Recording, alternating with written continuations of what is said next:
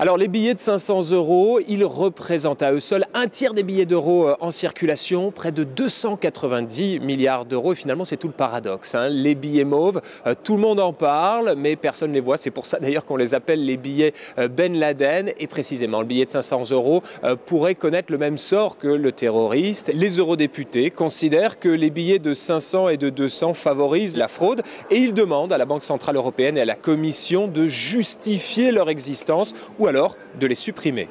Le Parlement européen suggère autant que faire se peut, supprimer le retour au billet de 500 et de 200 € pour éviter de donner trop de prix à la contrefaçon.